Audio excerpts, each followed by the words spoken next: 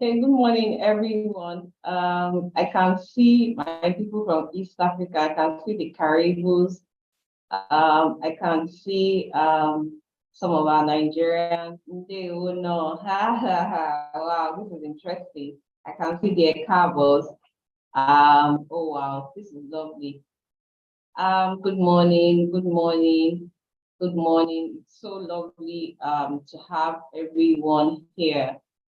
And I'm just so excited, to welcome all of you to IgniteHER conference, right?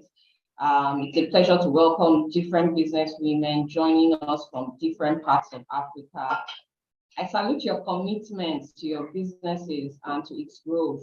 And these businesses will have a far-reaching impact on the society.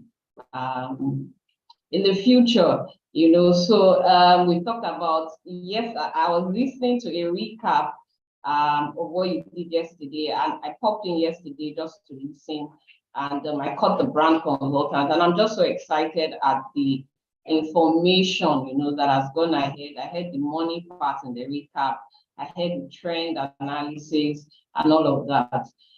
So my name is Adetokunbo Adewonyi, and they've read the resume.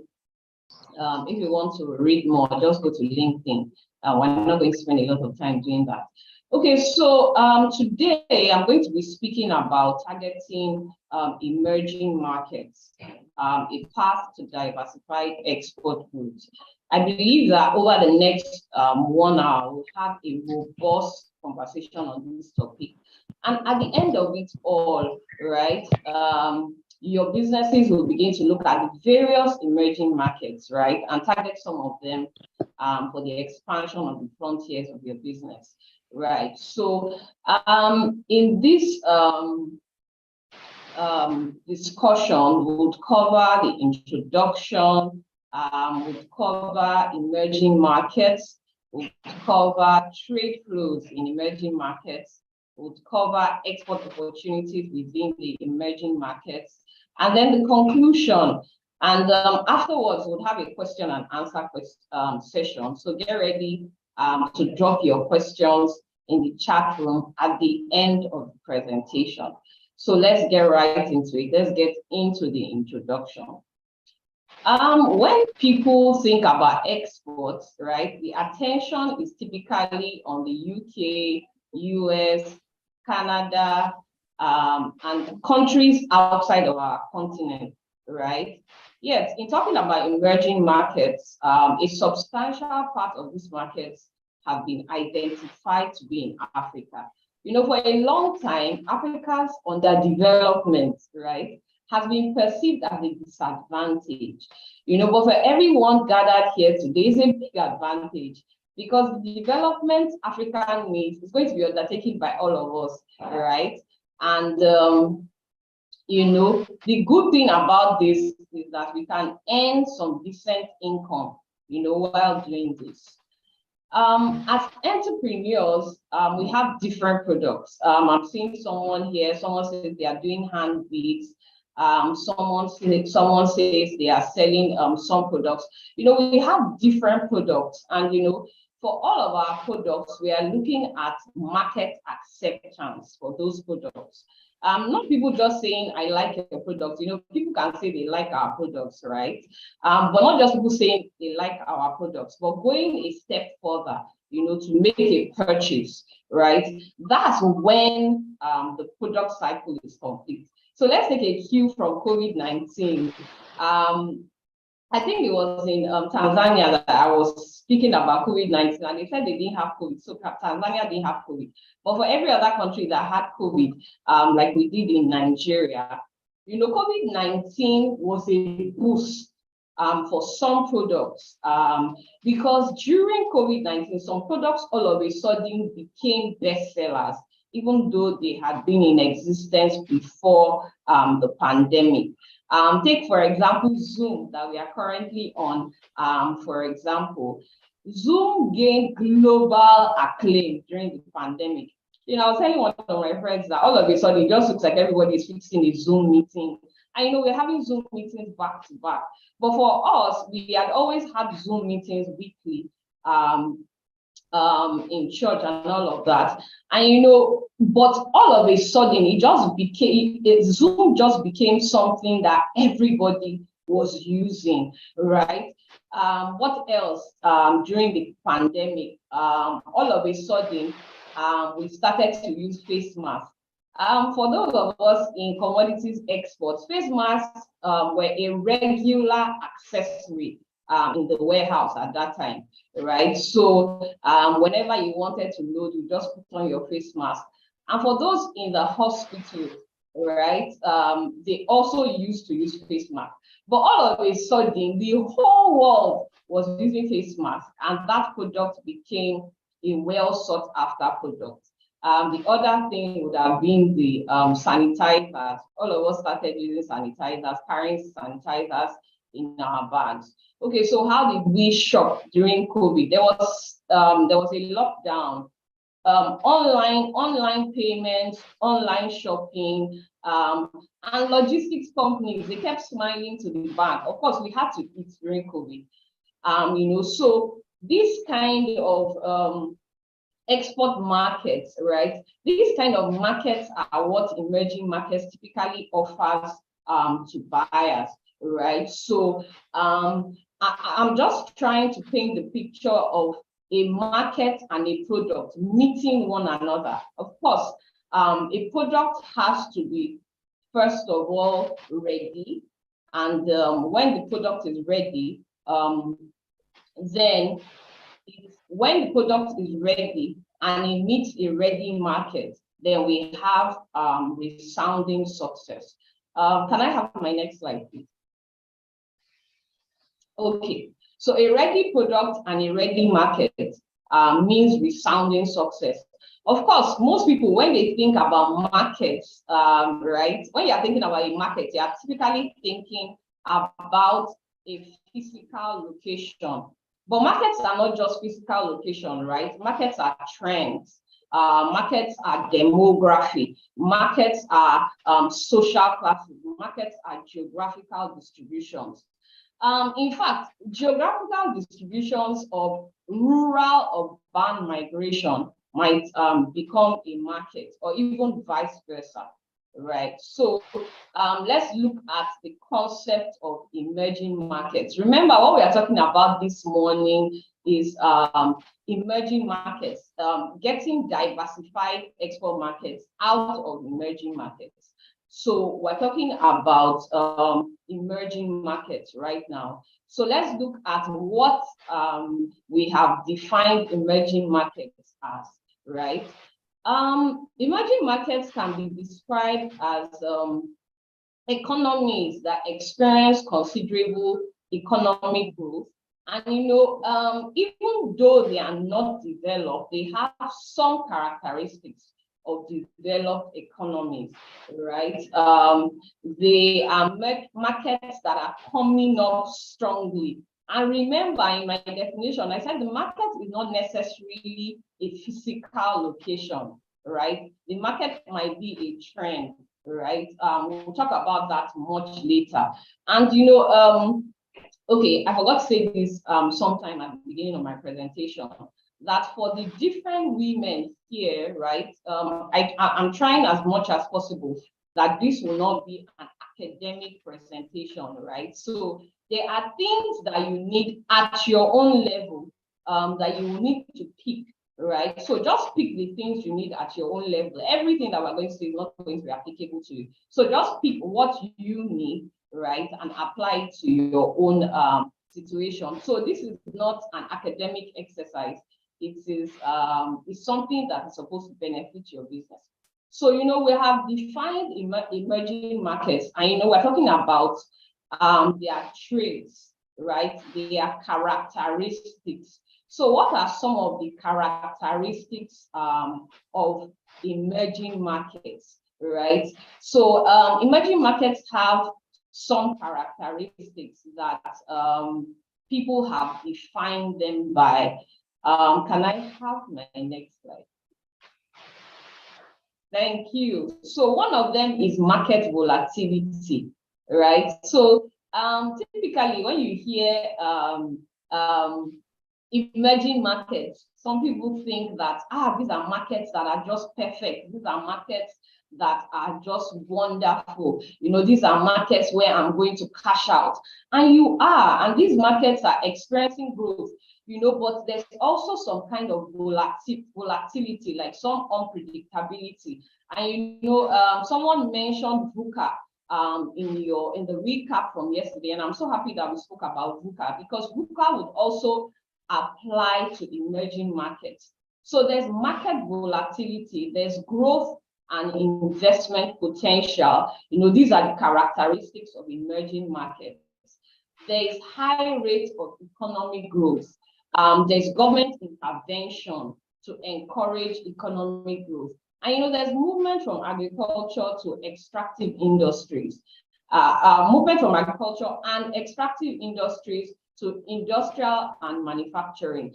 And if we just stay on that for a bit, the movement from agricultural and extractive to developed economies, you will see that most African countries are on that table where everything we export, I'm going to show you some trade flows very soon, shortly, where everything we export is almost at its raw form.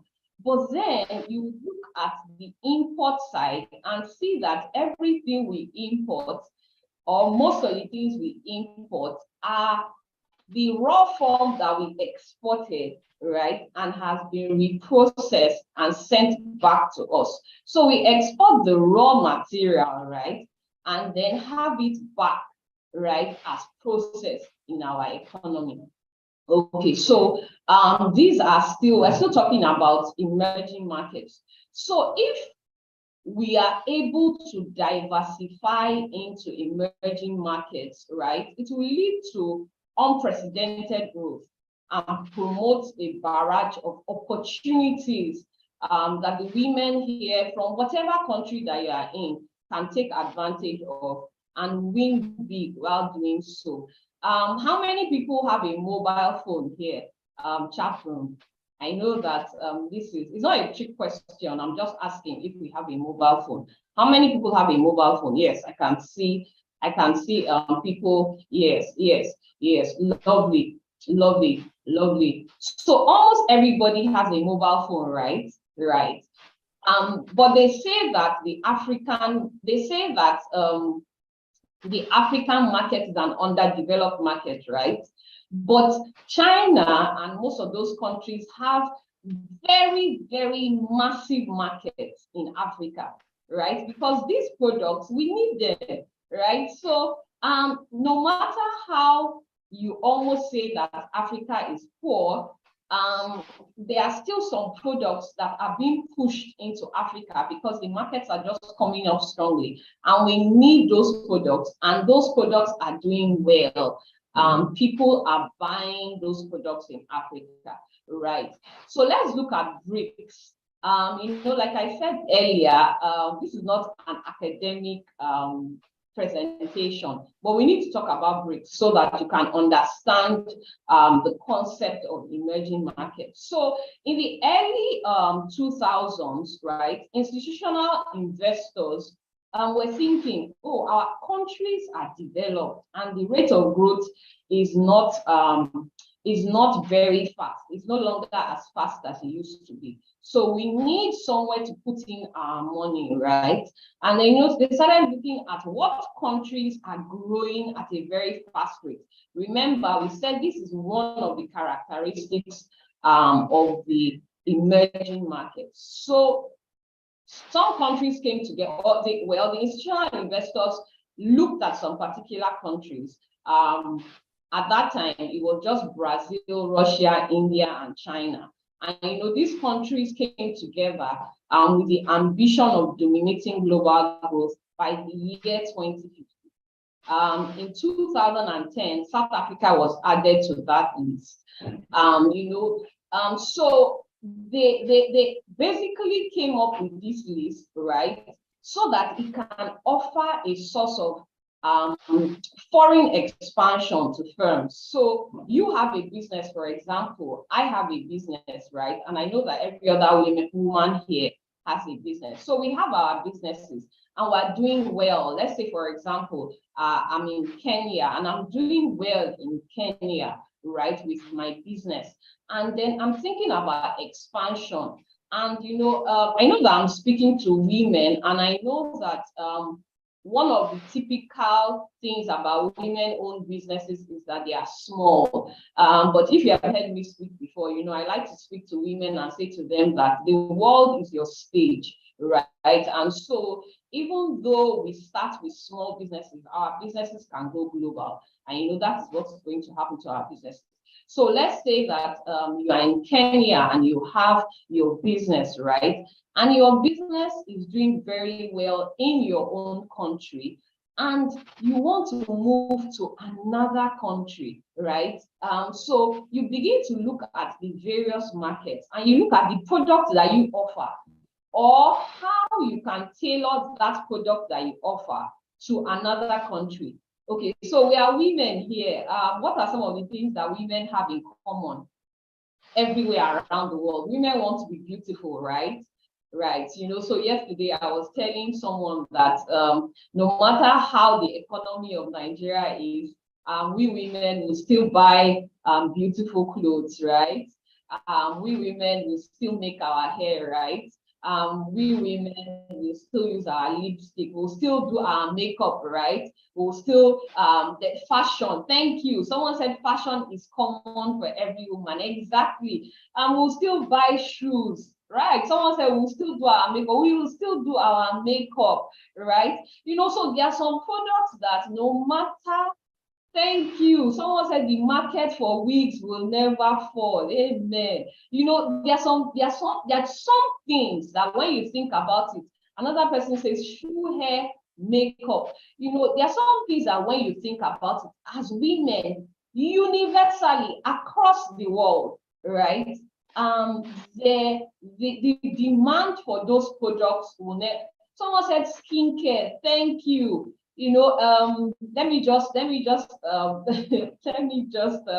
deviate a bit. So earlier in the year I was in Tanzania, and I bought some skincare products. God, those products were lovely, and so if I need to restock on those products, God knows that I'll go back or send a message to those people to get in those products. So some products are universal products, and if those products work, there is a market for them in every country where there are people, where the demography who use them. Someone said women love handbags. We do, right?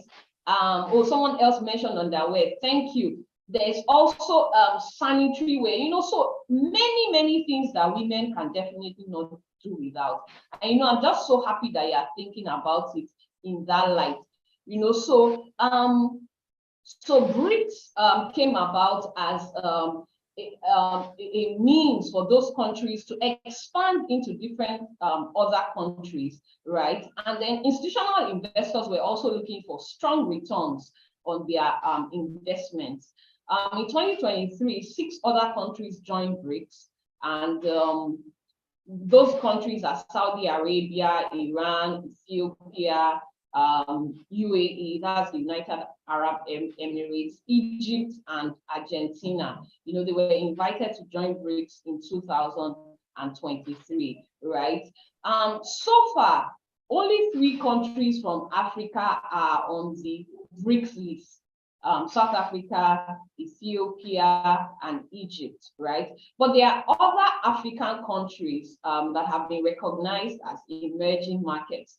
In fact, if you look at the definition of emerging markets, you will know that what they are talking about really is Africa. All these BRICS and all is part of it. But when you look at the definition of emerging markets, we are really looking at Africa. Can I have my next slide, please?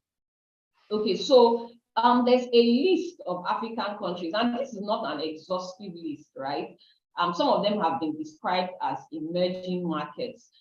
Egypt, Morocco, Botswana, Kenya, Eswatini, Mauritius, South Africa, Ghana, Rwanda, Zimbabwe, Senegal, Benin Republic, Ethiopia, Burkina Faso, Nigeria, Republic of Congo, and Cote d'Ivoire, right? So whether this list is 10 countries or 20 countries, or even the 54 countries of Africa, what emerging markets do is to provide entrepreneurs with the population size and market for entrepreneurs from different countries to export their products, their skills, and their services. So I know that most times when we are talking about exports, right, most people are thinking in terms of products.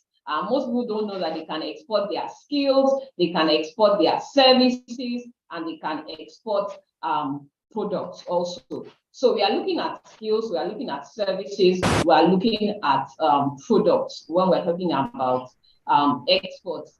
Thank you, Malawi. Malawi says they are here. Thank you so much for keeping the chat room vibrant. You know, I love the fact that I'm not just speaking to myself, we're speaking to a vibrant set of women. Wow, I can see that there are over 400 women in the room. This is lovely. Okay, so emerging markets, like I said earlier, they are not perfect markets, right? How many people like to take risks? How many people like to take risks?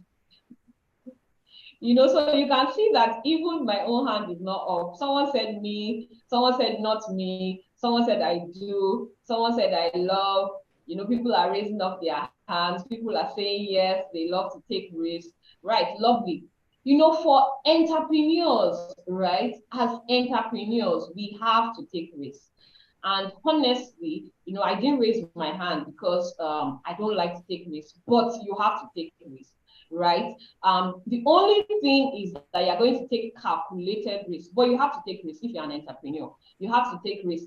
If the person who made Zoom was waiting for the day when there will be lockdown before he made Zoom, by the time Zoom is ready, the lockdown would have ended, right? Or if the person who made sanitizer was thinking, okay, there's no demand yet. People don't really know what sanitizers are, you know. Let me just wait. Let them like my product first. When they like it, I'll know how to. Right. But so you have to. Yeah, lovely. Someone said everything in life is a risk. In fact, joining this meeting today, stepping out of your comfort zone to join the meeting is a risk, right? So everything is a risk. So emerging markets are not perfect markets. They are sometimes marked by political instability. So I can see someone joining us from Sudan, right? And I think there was some political unrest in Sudan earlier in the year. Same thing with Niger, and you know, with some other countries. But you know, it's interesting to note that even in these countries, right, some people are still investing in those countries, right? One of my friends is a serial entrepreneur. He's in Rwanda, he's in Zambia, he's in, I think he's also in Ethiopia. And, you know, even though some of us sit back and think, oh, East Africa is not so safe, you know, he's cashing out in these countries, right? So what we are looking at is that what we are now saying is that emerging markets are not like stable markets. Once you get there, everything is going to happen exactly as I planned. No, there's volatility, there's exchange rate fluctuation, right? But let's look at some of the benefits. People are transitioning from low income, less developed economies to modern industrial economies. So what does this mean for them? It means that their purchasing power will be better. So that means they can afford your products. Emerging economies provide a great rate of return for, yes, lovely. Someone was saying it used to be weird to attend Zoom meetings. Yes, exactly. You know, in those days, you know, and all of a sudden, Zoom just became our go-to. Zoom, Google Meet, and all of those other things, right? You know, so entrepreneurs should begin to look at emerging markets, you know, and not because you want to dive in today, right? But because you are looking at those markets with an export view.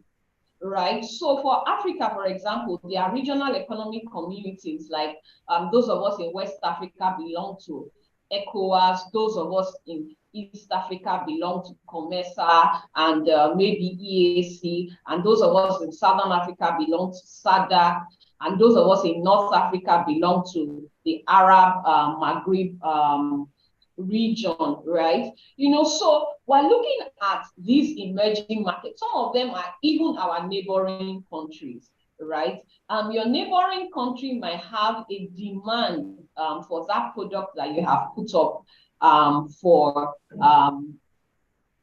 sale in the market, right? So some of these countries are also moving from agricultural to processing activities. So, in the past, our pap, I think some other people call it, what do they call it? Some people call it cocoa. I think they call it cocoa in Ghana, right? So in the past, it didn't used to be dry. It used to be like wet food. But as people started processing, they started processing it into something dry.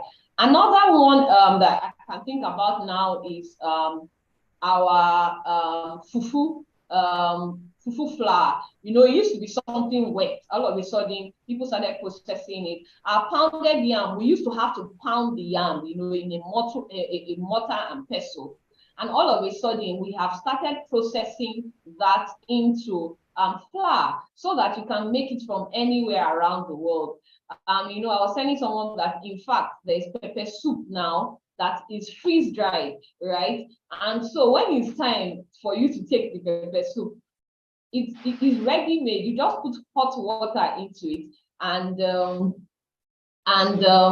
you would make the pepper soup, right? And everything is moving from just that raw state into processing activities. And for some of us, our governments are beginning to intervene in promoting trade and industrial growth of our countries, right? So all of these offer comfort to entrepreneurs as long as we conduct our necessary due diligence. Like I said,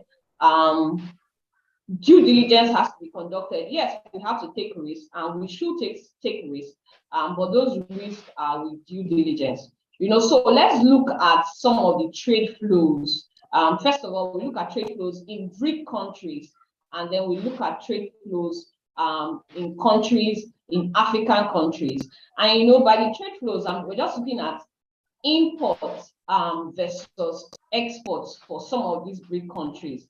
And like I said, some of the women here would say, my products are not here. These are products that men typically trade in. But who is stopping us really? The size of our dream is just as far as we want to dream. Can I have my next slide, please? The next one. Thank you.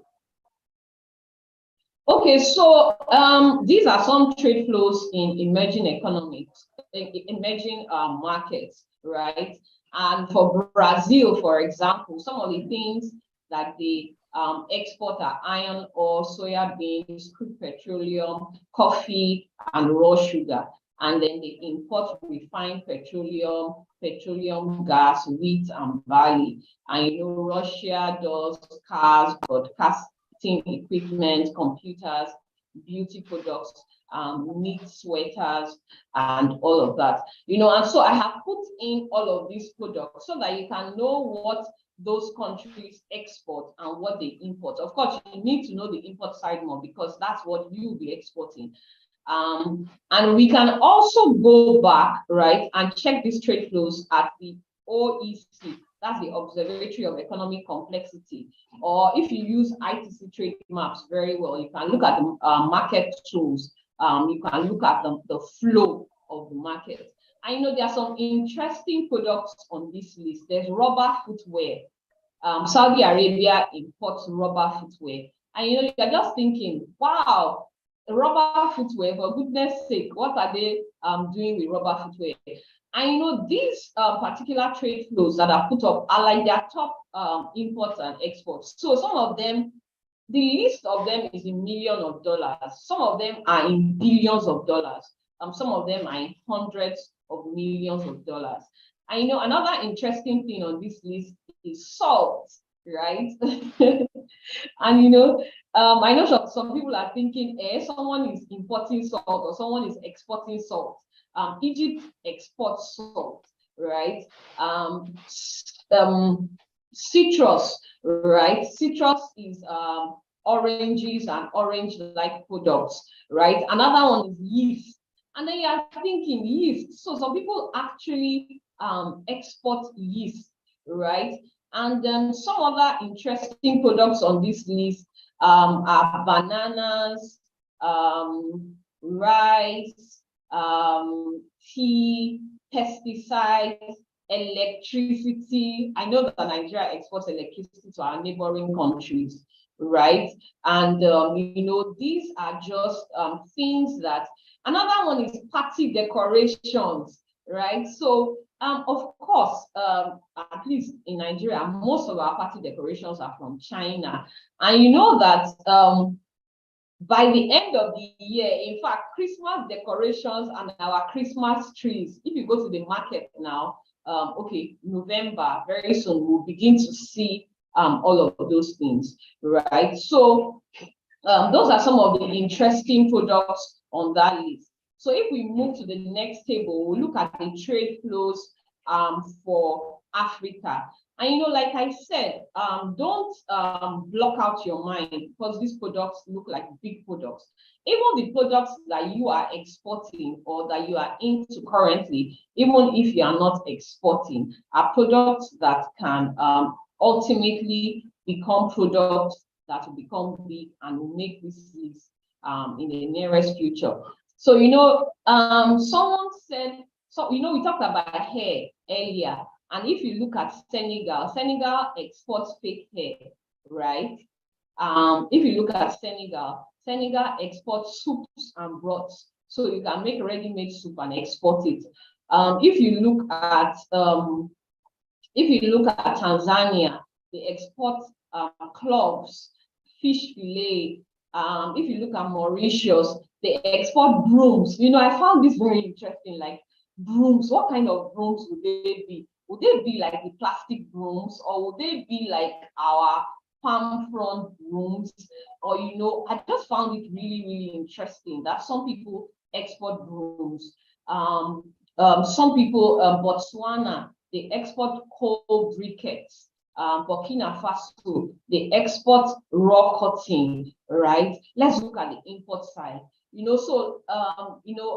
was saying earlier that we export some of those things and import the refined petroleum. On the list, Africa, in almost every African country, we are importing refined petroleum, right? And it's just like very interesting. And another thing that we are importing in almost every African country is wheat, right? Wheat is like predominant.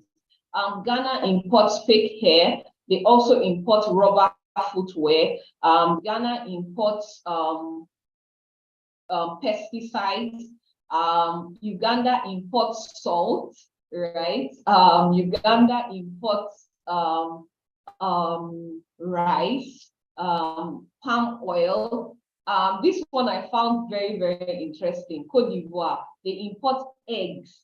And I was thinking, it's not saying egg powder here, it's saying eggs. So how will the eggs move? Are they coming from a neighboring country? Someone said, wow. Yes, I thought wow too, like wow. And Botswana imports toilet paper, right? Someone said, I honestly don't think that is true. Someone from Cameroon says they export only youths. Not true. Cameroon, I think you export cocoa and then some other things. But you can put Cameroon on the map for whatever it is you are going to be exporting in the nearest future, right? So the purpose of looking at this, yes, Sudan does gum arabic, right? And some other products. And I didn't put every African country here, and I didn't put every product that you export. I just put the very big ones here. But you know, it's very interesting for us to look at those trends, right? Because okay, there was another one I saw that was interesting from Eswatini, that they export scented mixtures, you know, so like scents, like perfumes, those kind of mixtures, you know, and you know, it's just important that we begin to look at, yes, people export cow skin and import cow skin. Of course, most of the cow skin in the developed countries come from Africa. Even sheep and goat skin also makes the list, right? You know, so this is not an exhaustive list. Yes, fresh ginger would also be on the list. It's just to say that there are a lot of things that are being exported, right, from different countries. And even though we are not, yes, unadulterated honey, someone is asking how, okay, so I'll take the questions afterwards, but someone should please remind me to take that question. How can you find out more? How can you research more? You know, these tools are online and you can see where, what is being exported and by who. You know, so this presentation is timed, and otherwise I would have put what countries were importing what and in what quantities, right? But we can always see them online, right? You know, so some things are evidently driving exports in emerging markets, beyond just the characteristics of the emerging markets. Yes, Kenya exports horticultures, right? Lovely, lovely. Can I have my next slide, please? So we are going to look at the export opportunities within emerging markets. And you know, I was saying that some things are evidently driving exports in emerging markets, just beyond the characteristics of emerging markets, right? The Russian-Ukraine war, for example, is one of the key drivers because, you know, what happened to Africa during the Russian-Ukraine war is that the wheat that was coming to Africa was stuck on the ocean for like 5 months until they then said, okay, we can export the wheat. The wheat could go. So it just meant that for everyone who was trading with Russia or Ukraine, they would begin to move their business to other countries. And if they are moving their businesses to other countries, it means that it's offering other countries an opportunity, right, to export their products to those countries, right? Another one is the increasing diaspora communities abroad. You know, so in Nigeria, there's something we call JAPA, and you know, JAPA means that you are moving to a developed country for greater opportunities, right?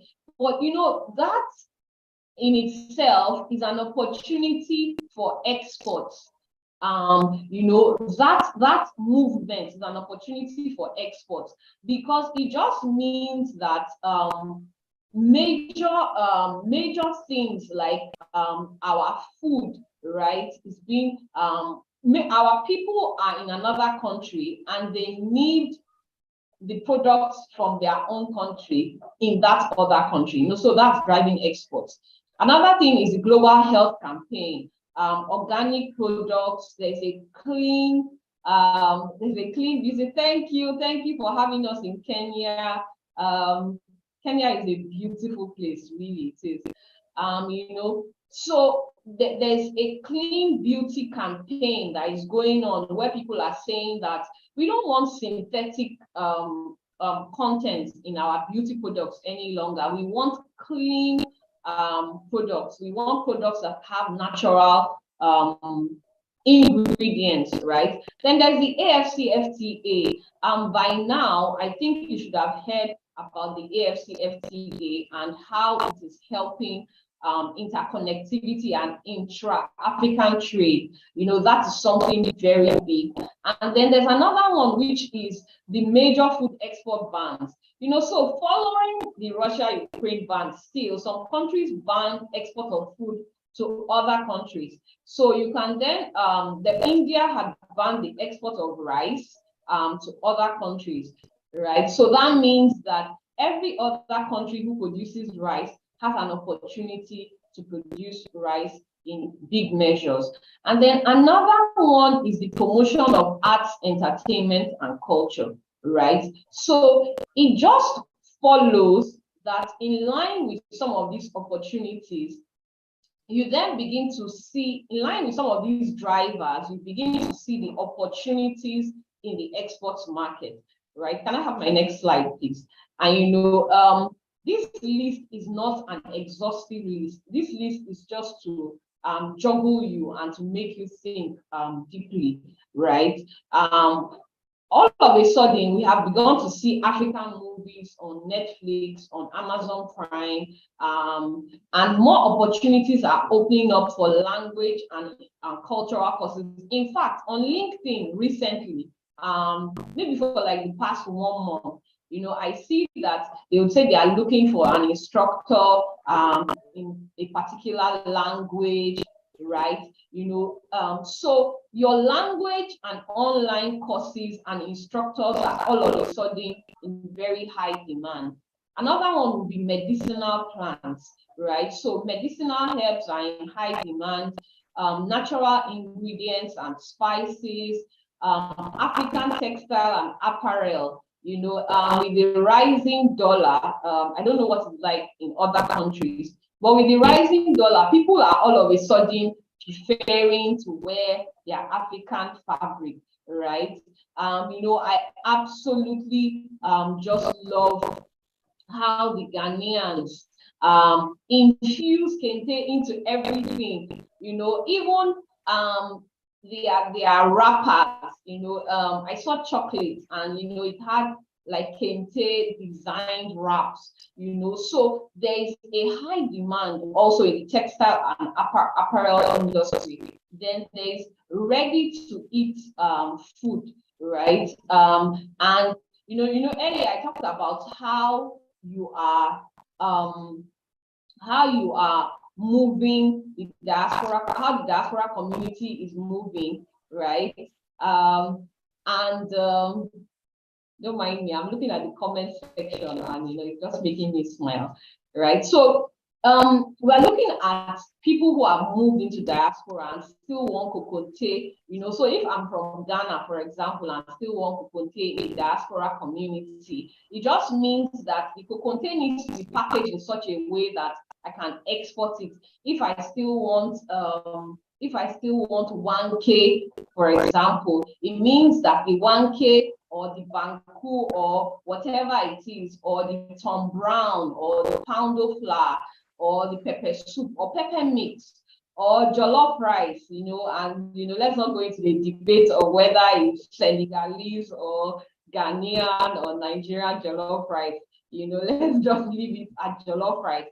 But it just means that all of a sudden there's a demand for those foods in the international market, right? The Ghanaians are saying that they are jollof. Interesting. I'll just pretend like I can't see you. So, and so there are other opportunities also in eco-friendly packaging, so there's a lot of conversation going on around pollution and reducing pollution. So it just means that there's a need for eco-friendly packaging materials. There's education technology, which means that I can have courses in Nigeria to teach people, or I can have courses from Kenya to teach people how to do what I do online. Then there's affordable healthcare solutions, which means that a hospital in Nigeria can collaborate with another hospital abroad to bring medical services at an affordable rate without necessarily traveling to that country. And like I said, this list is not exhaustive, right? This list is not an exhaustive list. It is just a list to guide us and to open up our minds to the opportunities that are available. Beauty and skincare products, I said earlier that all of a sudden people are beginning to be interested in the composition of their beauty and healthcare products. I all of a sudden want maybe seaweed soap instead of my normal soap that has chemicals. I all of a sudden want black soap with honey, you understand, instead of my soap that has chemical ingredients in it, right? You know, so these are just opportunities that are available. Then there's also renewable energy that is available. Don't worry, I'm almost done. I'm looking at my time also. And there's business process outsourcing, right? And you know, those are just things that are available. And you know, I intentionally didn't stay with the traditional products because I want to step out of your comfort zones and think big, right? As we bring this to a close, you know, I'd like to leave you with some thoughts as we come to the conclusion that emerging markets create ready export markets in terms of population size, current development, and the needs of the market. Emerging markets might look challenging and difficult, but the opportunities are inside the challenges. In finance, you say the higher the risk, the higher the return. AFCFTA, you know, even though we've not talked about it a lot, is presenting exporters with a market size of 54 countries and 1.3 billion people. And you know, as these markets emerge, they will require exporters to bring in their products, their skills, and their services. Emerging markets would eventually become developed economies, right? So you need to replicate what works in developed economies so that you can create easy opportunities for exporters, right? The risk of emerging markets are high, so are the returns, but we need to be ready. Zoom, sanitizers, face masks, online payments, logistics companies, they didn't set them up during COVID. They had existed way ahead of the market. They were ready for the market when the opportunity came, you know. So you also have to be ready for when your opportunity comes. You know, how are you getting ready for emerging markets, for the exports that emerging markets might throw your way? You know, if someone, if you are in Kenya, for example, and someone from Uganda says, I need 2,000 pieces of that product, are you ready for that opportunity, right? Or are you going to be caught unawares, right? You know, so the ball is ultimately in our court for us to get ready for the next emerging market wave. You know, thank you so much, everybody, for being such an attentive audience. I wish you all the best in your exports journey. If you have questions, this is where you can ask your questions and we can just take the answers to these questions. Thank you. Thank you so very much. I know I'm not just speaking for myself, I'm speaking for everybody. I'm sure we all have had a great time. Thank you. So we have a couple of questions in the Q&A. I will be going through them right now and asking. Somebody says, Salima says that I want to start selling okay, infused oils from African herbs. Can you please connect me with platforms that offer free trainings? Okay.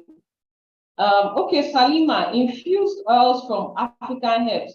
Is it that the product has been created or the product has not yet been created? Because the training that you are talking about, is it training on how to create the products or training on how to sell the products? Is that your question? If you could clarify. So Salima, you might want to respond. Let's go on. How do I sell my skills to people far from my location? Because I do have intended students willing to learn from me from other countries, but I don't know what means of payment to use.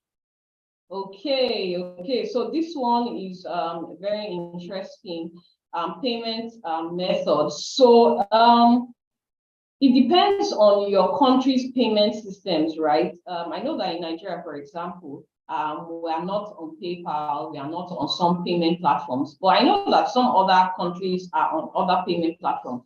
I know that Flutterwave offers payments from other countries. So just check with the financial services from your country. I can't recommend one because I know I'm speaking to many countries. But if you check Flutterwave, for example, I think Flutterwave is covering a substantial part of Africa. So if you check Flutterwave, for example, that could work out.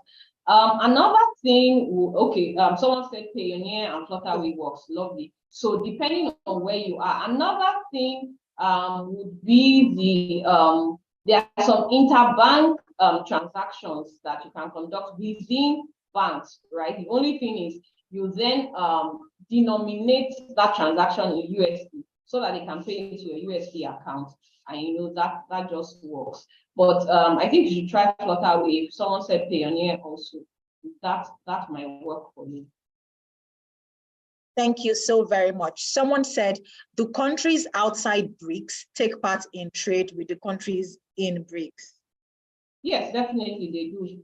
BRICS is not, they are not immune to trading with other countries. No, it's just a group of countries that have been earmarked by institutional investors saying that these countries, their potential for growth is very high.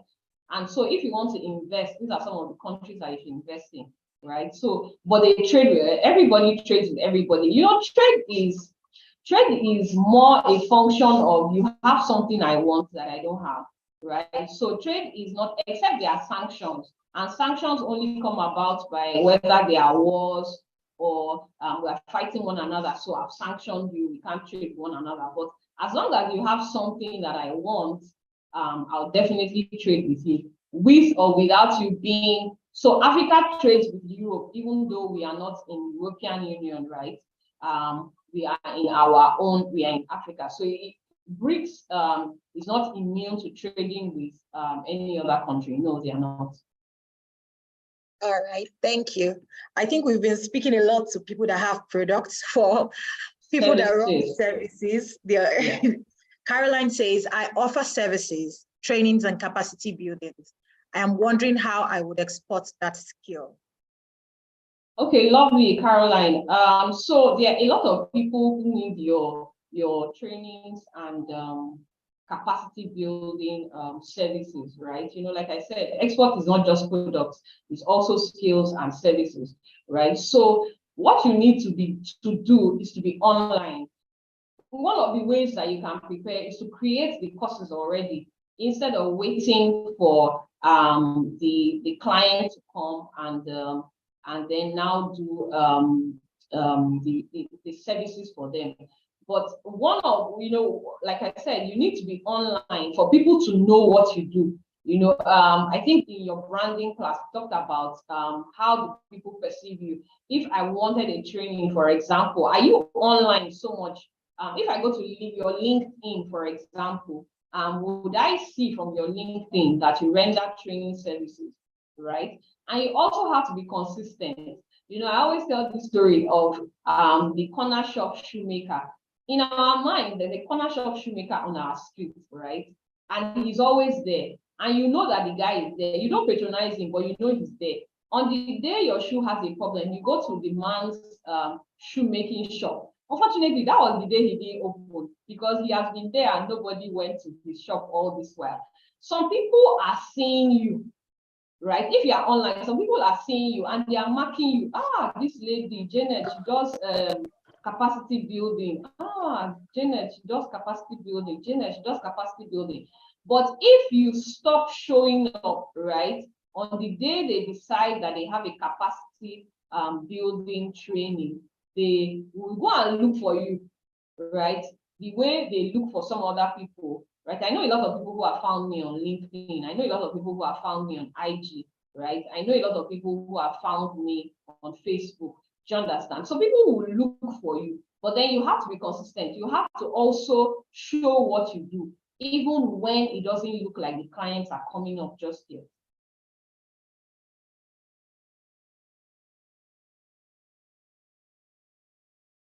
I think I can't hear Ade Tokumbo anymore. Can you hear me now? Okay, yes, I can hear you now. Okay, lovely. So I have this question. They're quite similar, so maybe we might merge them. This person says, how can I go into export of agro products and adulterated honey? And the next person says, what are the basic requirements for exporting food products? Okay, so what are the basic requirements for exporting food products? It differs from country to country. So what you should do is to go to the Export Promotion Council of your own country. For the Ghanaians, I think that's GEPA. For Tanzanians, I think that's TBS or FDA, I think. For Nigeria, that would be Nigerian Export Promotion Council. So go to the Food and Drug Agency of your country and to the Export Promotion Council of your own country, right? It's not, I can't say what applies to Nigeria might not apply to your own country. Some countries require import permits and export permits and registration with phytosanitary and registration with the Ministry of Agriculture. So go to your own specific country's Export Promotion Council and Food and Drug Agency and look at the requirements and then meet those requirements before you start looking for the market. Thank you, thank you. Thank you very much, Tokunbo. I have a question from Hope. She said, I recently exported my organic hair care products to the UK. It was seamless though, but I have a feeling there is more to it. I want to know how to avoid my products from being banned. Okay, lovely, lovely. Okay, so if you're okay, sorry, I was just looking at the comment section. But if your product is a good product, right, and it doesn't contravene any chemical requirements of the importing country, right? So I know that for a lot of us, we don't know that there are like requirements or like a product description. It's not product description, like ingredients that make up our products, right? And product formulation, yes, product formulation. So if we look at our product formulation or product contents, something like that, to make it simpler, is there anything in formulating that product, right, that might be harmful to the health of the people? Is there a residue level for something that is too high? Or is there something that has a, for skincare, for example, some products have been banned from the market because they have cancer-causing properties, you understand? So those kind of things, if you are exporting a natural product with a natural ingredient base, you might not have that challenge. But if you are mixing chemicals together, you have to look at what are the side effects of those chemicals and which of those chemicals are banned in the importing country. So if any of those chemicals are banned in the importing country, you might have to discontinue if you are bent on exporting to that particular country. Right. Thank you. Thank you. I have one question though. Someone says, is it necessary for one to have a target market before exporting goods? It is, because different markets require different things, right? Let's take tea, for example. If I was exporting tea to the EU, they will ask me for 20 bags, 20 tea bags.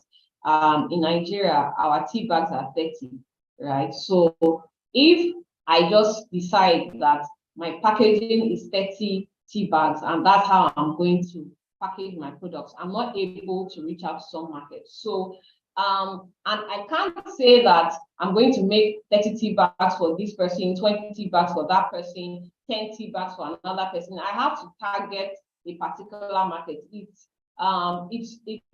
It helps you better to target a market because you can then develop the product, you can tailor the products to that market, right? It helps, right? That being said, it doesn't mean that it's only in that market that you can sell your product. In fact, in targeting markets, you can look at markets with similar characteristics, right? So if we are looking at East African women, for example, are there similar characteristics or similar tastes that they have, so that in targeting the East African market, you have targeted East African women, but the East African women are not in one country. They are in like maybe 14 other countries, right? So your target market is not just one location, your target market is 16 countries, because you are looking at a particular demographic as your target, right? Thank you. Somebody said that, please, how can I expand my export services? I do help people to buy stuff and export it, but it's only for family and friends. Okay, so this also depends on what country you are in. I'll try to answer it from both sides. So if you are looking at the regulatory requirements, then someone who does family and friends will need to formalize their business. So instead of just doing family and friends, where it is just a sending, you know, I know that a lot of people do exports as I send something to my sister, I send something to a friend abroad. You need to formalize the business, register with your Export Promotion Council. If you are looking at it from that angle, but if you are looking at the volumes, then you are looking at more clients from the different parts of the world where your product is being needed. So you are looking at actively getting more clients. And, you know, I said to people that one of the ways to get clients easily is to go for trade fairs and conferences. So this event, for example, is one of the ways to get clients, because some people on this call are desperately looking for your product. And you know, when you network with one another, you can get those products across. Then the other thing will also be the branding thing, where on social media or online, let them know that this is what you do. Let them know the minimum, you know, on B2B platforms, we also see something like minimum order quantity. What's the quantity I can handle? Because some people are ordering only small sizes from me because they think that that's the size, that's the quantity you can handle. So you can then put in that my minimum order quantity, or my capacity. I have a capacity of this and that, so that they can know that you can do more than the current size that you are doing, right? And then also ask for referrals from the people that you are currently exporting for, right? So the people, if you do them well, you know how it is now with we women. There are some products that I have bought, for example, and they did me well. And so every other, I have become an evangelist for them. I am a marketer for those people, right? But there are some others that I have bought and they were not nice, and it ends with me, right? So make sure that you treat your clients well, so that they can also refer and refer and refer, right? Okay, I hope you all heard that. Somebody said, I am a fashion designer. How do you think I can export my goods when clothes are all over the place? Wow, you know, I like this question, right? You know, the fashion designer, you know, like I said earlier, the trend is changing, right? And a lot of Africans are now in diaspora, many, right?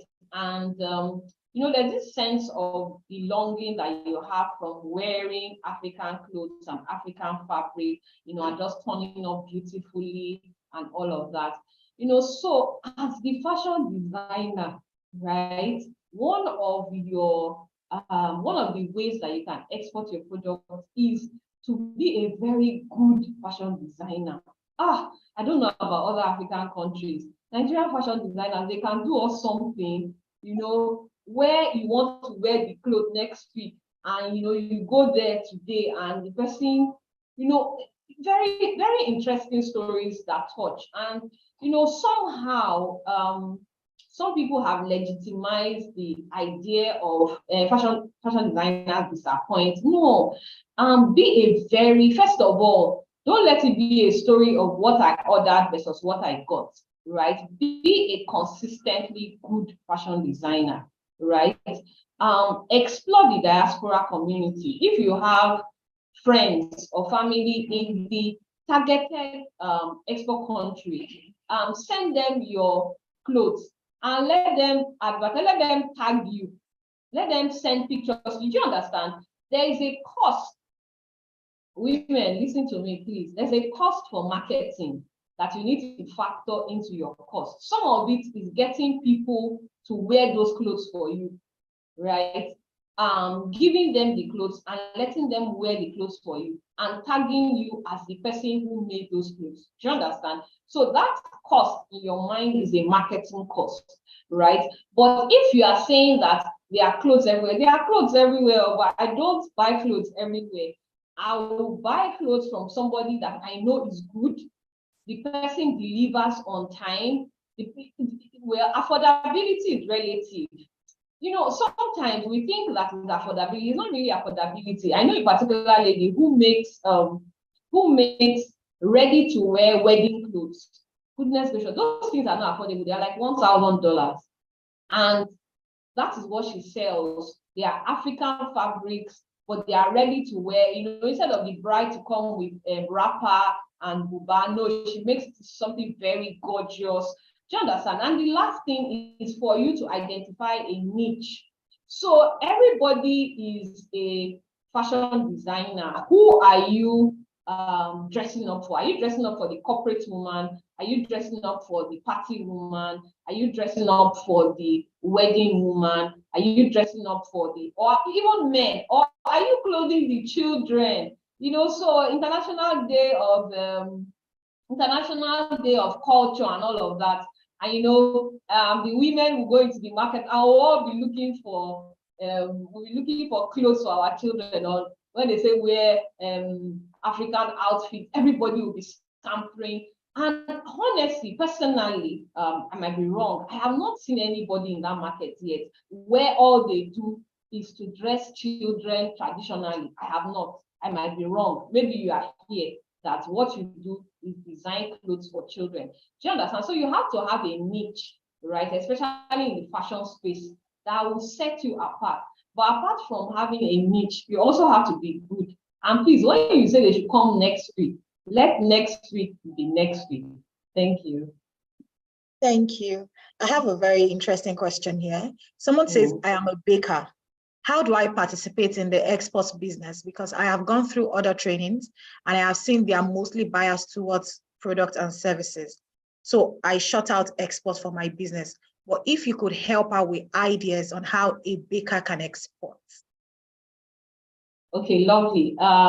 So I don't know what you bake. If you bake products that are not perishable, right, you can participate in the export market.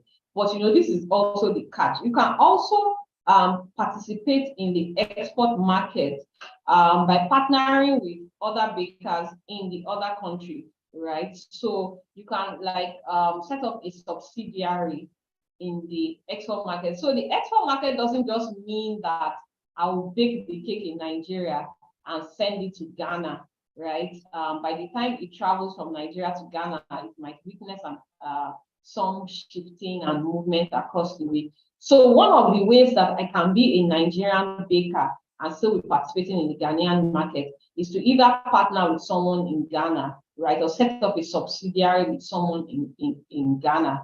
And then, you know, you can place orders and you can get my cake. But then, are you ready to go into the Ghanaian market? Does your capacity, right, your current capacity, if you are going into the Ghanaian market, are you going to have to shut down the Nigerian market to move into the Ghanaian market? And you know, that's why I spoke about partnering with someone in the Ghanaian market. So I know from experience that a lot of women don't like to partner, right?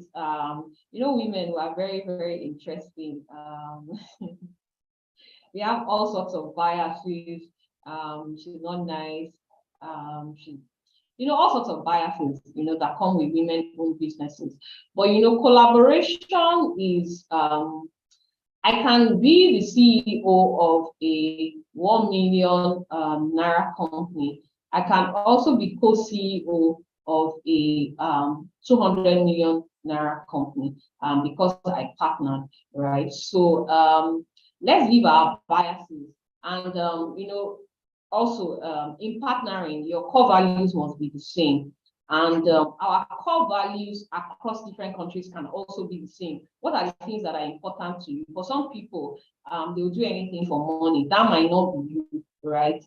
For you, you might prioritize product quality and all of that. So look at it objectively. Some woman in Ghana might be struggling with providing cakes, but she's already there in Ghana, right? And you are already proficient in this business. So collaborate with that person. And then before you know what is happening, you are already in that country and another country and another country, and your business has gone global. So don't shut down your mind completely. I also saw something in chat room where someone said you can do mixes, cake mixes. Those are dry in the interim. You can export that in the interim while you figure out how to export the cake. So. Thank you very much. We'll be rounding up very soon. If I haven't taken your question, it's probably because one of the ones she answered is just about the same as your question. So let's all please listen out. We have questions from our women on YouTube. And someone said, please explain eco-friendly packaging materials. Oh, eco-friendly packaging materials are those ones that don't pollute the environment. So everything nylon, it's not biodegradable. So they call them non-biodegradable. So it means that for every time we use nylon to package, when we take the product out of the packaging, the nylon is on the planet with us for years. So when we are talking about sustainable development goals, which is a big thing, and which is one of the things that your business should work towards, right? Pollution, ending pollution is one of the things, right? So you are then looking at non-biodegradable. I know that in Tanzania, for example, from the airport, they'll say you must not bring in nylon and all those kind of products. So you have to use like paper bags, right? You have to use like paper packaging or cloth packaging, right? So as the world begins to move towards eliminating nylon completely, you can be one step ahead. And if you go online, you could also look at eco-friendly packaging, because even for some products to increase their lifespan or to prolong their lifespan, the kind of packaging you put it in. I don't know if you have done this, if you have tried this experiment before. If you put palm oil into a plastic bottle, after some time, the bottle just bends like that, and you just tilt in one direction, right? Because the palm oil and the bottle have a reaction. So it's that reaction that is making the bottle bend to one side. But if you put it in a bottle, the palm oil is still going to be like that in that bottle, right? So as the world moves away from nylon, you can be one step ahead and begin to look at packaging that by the time we finish using it and we trash it, the earth can absorb those packaging like paper. It can decompose. It will not stay on the earth for as long as it can decompose, to not block our drains. And a lot of other people, I'm sure a lot of the women here would want, oh yes, in Kenya, because Kenya and Tanzania, they're like they are sisters. So Kenya too, I'm sure they don't use polythene bags any longer. So that's eco-friendly packaging, packaging that the earth can decompose. That's basically eco-friendly packaging. But if you go online, you can check and see the various options. You heard our ladies, do more research. I'm going to take two questions before we let you go. Thank you very much. You've been very, very helpful. Someone from YouTube says, oh, your voice. Apparently, she's in love with your voice. And I've got different versions of this question. So I'm just going to ask it for everybody that is asking. Is it that we cannot export perishable goods at all? People seem to have been asking that, so I'll let you answer it. Okay, you can export perishable goods, right? You can export frozen foods in reefer containers, refrigerated containers, or you can export by air, right? So you can export perishable. In fact, you can export live animals, right? So perishable goods are not off the list. It's just that if I want to export frozen fish, for example, it has to be in a refrigerated truck if it's going to go by land. and by sea, I have to have packaged it in ice boxes or refrigerated containers so that when it gets to destination, it's still fresh. If I was exporting tomatoes, for example, I will export it cold, right? I won't export it in a container. If I export tomatoes in a normal container, for example, by the time it gets there, it won't be tomatoes any longer, it will be something else, right? So no, perishable goods are not off the grid. It's just the way of packaging those perishable goods would be different. It would be it won't be like, we won't put it in boxes. It's just like anybody exporting shea butter, for example. If you're exporting shea butter, you won't put it on the high seas. If you put your shea butter on the high seas in a non-refrigerated container, it will melt before it gets to destination. Same thing with cocoa butter, right? So the mode of packaging is what is different. The mode of packaging will be the packaging for cold or perishable items. Well, of course, you know, that list shows that some people export fruits, bananas, oranges, grapes, you know, so perishable items are definitely a yes. You can export perishable items. Let your mind be at peace. All right, so one last question, because this person says that, what are some of the available world markets for dawa dawa low-cost bean? Okay, so we would have to check, or you could check, if you go to the Observatory of Economic Complexity, OEC, or you check ITC tools, and you, okay, so you will not call it dawa dawa now because low-cost bean. So if you put in low-cost bean, you could then see who is importing it and how they are importing it. But you know, that's even a long process. You know, the way I like to think about it, think about who needs low-cost bean, right? Who are the people who use low-cost bean?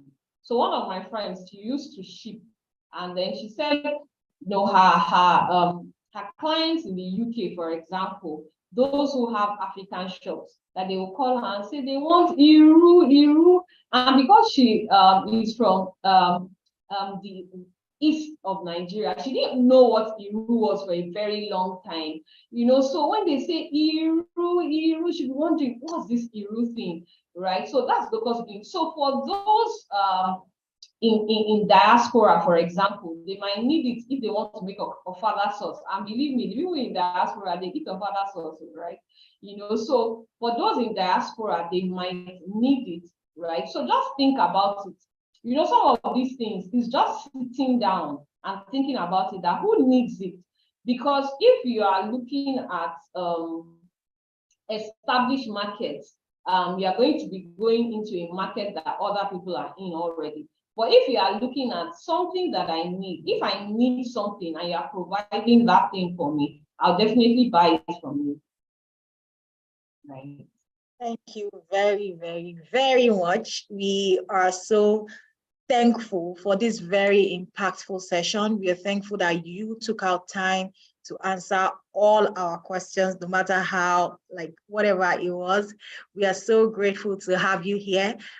Please, IgniteHER women, come to the comment section and say thank you to Adetokunbo for us. I mean, look at how much knowledge she has impacted us today. So please let her see your thank you in the comment section. Let us keep it coming in. We want to bombard her with thank you, since we cannot applaud her, and I mean, she cannot hear us from where we are. So let's keep it coming. Let's keep it coming. Let's keep it. Thank you. Thank you so much, Adetokunbo. It was lovely to have you here. So please, we'll be dropping her LinkedIn and Instagram in the comment section. You can follow her. Let her know that you're from the IgniteHER session, and please use your words to describe how lovely she's been today. Thank you so much, ma'am. Thank you. We hope Thank you. Thank you so much. We cannot wait to have you again with us. Thank you very, very, very. All right. Thank you. Thank you for having me. Thank you. All right. Bye. Thank Bye. you. Bye. Okay. I hope we all are still having a lovely, lovely time.